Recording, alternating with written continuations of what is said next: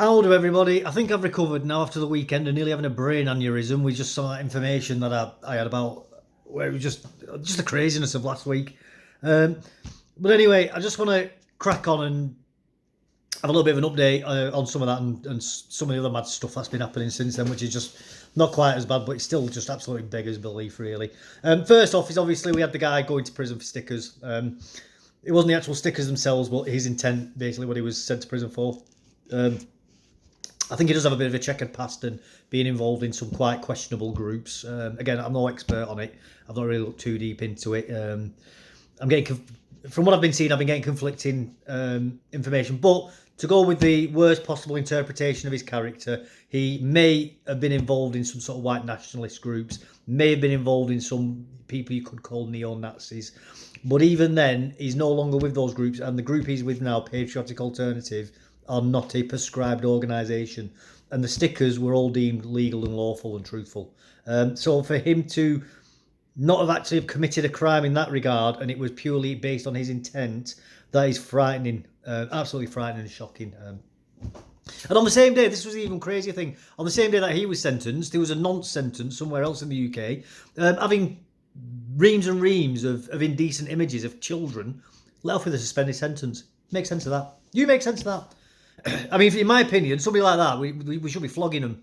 You know, we really do need to bring back flogging, in my opinion. And I'm not just saying that for effect. I genuinely, hand on my heart, believe that people who get caught with indecent images on the computer need flogging. The people who get caught diddling kids, they should get the noose. And again, I'm not saying that for effect. I genuinely mean that. And when I say the noose, I mean get the noose, not use that as a euphemism for lethal injection or some sort of nice peaceful going to sleep gas. No, I mean actually put them on a gallows, drop them and let the neck break, and do it publicly as a warning to other people. I have absolutely no sympathy for those sorts of those people. Disgusting, absolutely disgusting human beings. Get rid of them. They're no use to anybody.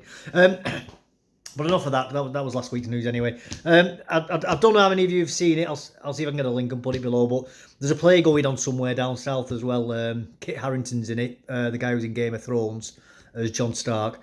They're having no whites allowed nights, basically. Now, they haven't explicitly said no whites allowed, but the wording is they want what they refer to as a blackout, and that's a euphemism for black people only, because they want to be free of the male gaze, and that's Gaze, as in to gaze at somebody, not gaze like homosexuals, just to be clear on that. There's quite a lot of people getting upset about it and saying, why should they be doing it, or what about if we did it and we said no blacks allowed? Well, you know what, personally, I couldn't let them do it. I'm a massive libertarian with things like that. I don't like all these restrictive anti-hate crime laws and things. Let people do it. Let them show themselves for who they are and what they are. If they want to have a poster that explicitly says in massive neon letters with flashing lights all around it saying, white people, get effed, you're not welcome here, let them do it. Honestly, I would encourage them to do that. I would be standing there next to them going, yes, you put up that race hate against white people and let the world see who you really are. And that's why why I think free speech is so important, and why they shouldn't be clamping down on it, because it allows people to see who other people truly are. When people feel confident enough to freely speak, let them do it. Let people expose themselves for who they are. Because when there's no punitive consequences for your language and for what you say, people will express themselves freely. And part of the reason why the government, I think, don't allow us to have free speech anymore is because they are frightened of what will happen and the upset it will cause and the disquiet within wider society as people start to realise, actually, these other people don't like me or my family or my culture or my values. So, yeah, I'm a very, very big proponent for that. And I'm not saying that's everybody, by the way. There's plenty of people like myself. I'm very live and let live. I know you might be surprised to hear that, but I actually am very live and let live. And there's lots of people from all different communities who are very live and let live. But there's also lots of radical people in lots of communities. Let people see them for who they are. Let them show themselves up for who they are. And don't penalise them for it. And on top of that, here's another one. Church of England going to give, well, at first it was 100 million to as reparations for slavery.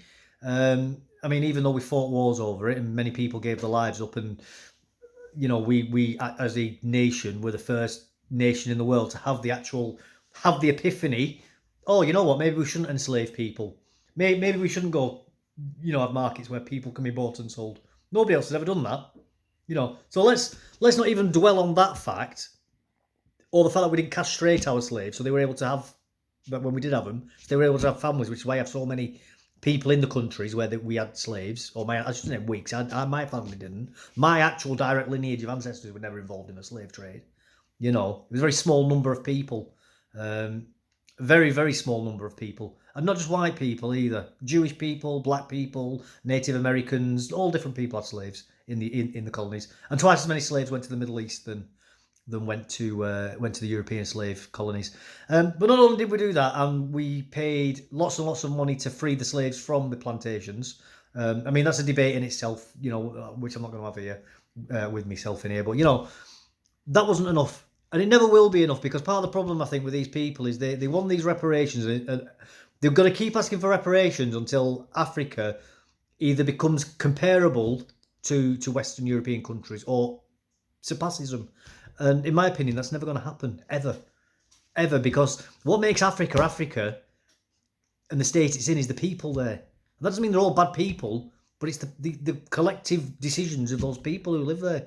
If you were to pick up every single human being from Europe and every single person from Africa and then swap them around, so Europeans were wholly living in Africa and Africans were wholly living in Europe instead, what do you think would happen? Do you think Europe would carry on being the powerhouse that it has been for the last however many centuries? And do you think Africa would carry on being the S-hole, wars, constant war zones and massacres and cannibalism that it currently is? No, you just move the problem. You just move the African problems to Africa. And you just move the European general success to Africa instead. That's all that you're going to do. You're just transferring it. It's not a hard concept to understand, in my personal opinion. But what can I say? And you get these people anyway. This smells like really winds me. Just a quick story about some of my old family history. Yeah, these people talking about slavery. Oh, my great, however many times grandfather and grandmother were slaves, and they came over from Africa in 17 whatever. It's like, you know what? I couldn't care less. Do you want to know why I couldn't care less? Because I actually could have met somebody in my own family who I was denied meeting because he died as a slave of the Japanese during World War II. He fought against the Axis and he was taken prisoner. I believe it was at Singapore he got taken prisoner. And he was forced to work on the Burma Death Railway.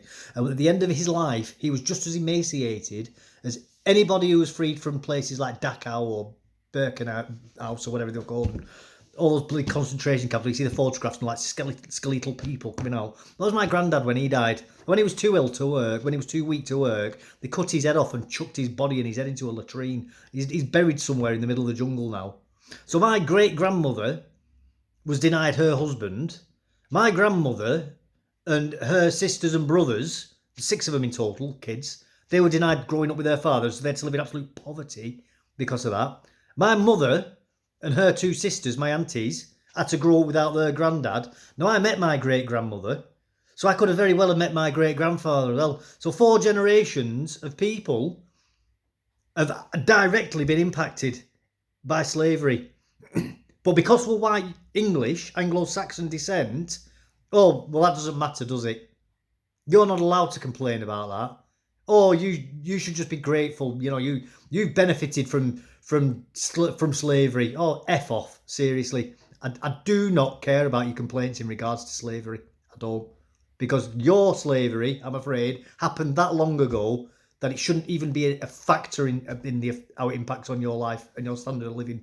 You couldn't have ever possibly have met any of those people who were slaves. It's impossible. Your grandparents very well probably could not have met those people. It was that long ago.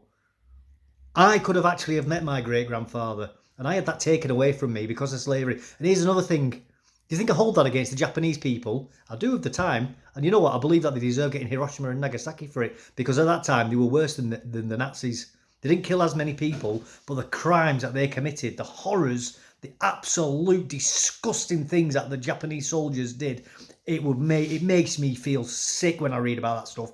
Absolute savages. And dropping them bombs on them was a good way to get that culture to change rapidly. And they've become a very, very great and productive people now. So no, I don't hold any venom against the people of Japan today. And that includes the elderly people in Japan who would have been, very few will be left, but those who would have been alive at that time. Because I do believe that time heals and people change with enough time. And that's another problem with so many people who go on about the European slave trade. You hold it like some sort of poisoned chalice, like it's giving you strength, and all it's doing is it's causing you pain and hurt and holding you back. Let go of it. Get over it. It didn't affect you.